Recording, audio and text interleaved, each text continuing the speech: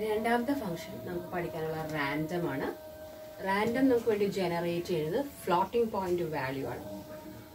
By default, it will generate a floating point value in between 0 and 1.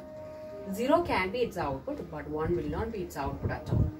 So 0 is considered as the default lower bound and 1 is considered as the default upper bound, which will not be included, but a number, a floating point number, which will be generated in between this range. So different values it will generate at different time according to your time of execution. So if you want to work with random function, what you have to do is this. According to a specific value, if you want to work upon that one, you have to call random followed by multiplication sign followed by your upper bound you can give. So by default, lower bound is going to become 0. Upper bound is going to become 1 less than the number which you have specified here.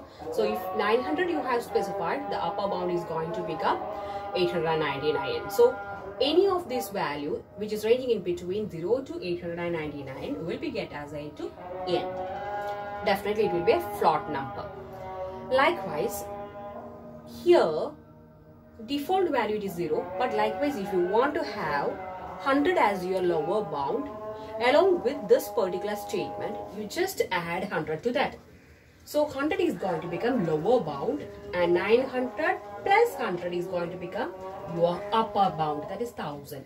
So you are going to get a value which is ranging in between 100 to 999.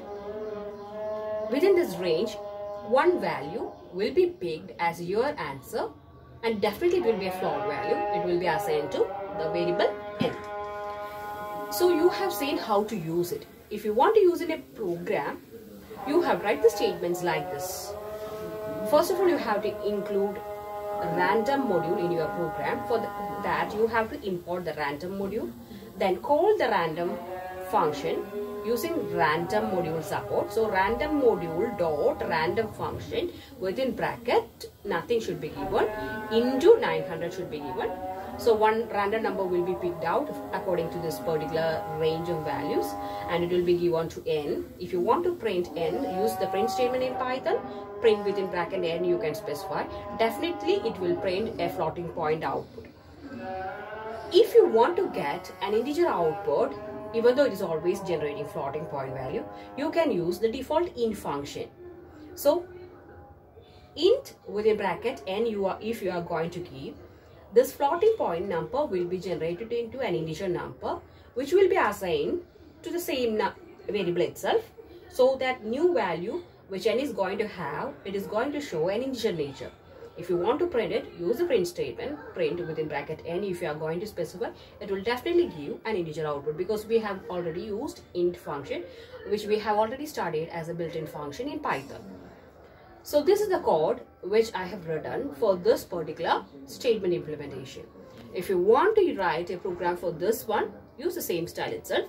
Import random, n is equal to random module name dot random function into 900 plus 100. Within bracket, you can use n. So whichever might be the value which Python has generated from this within this range, it will be get printed here because it is already stored in the variable n.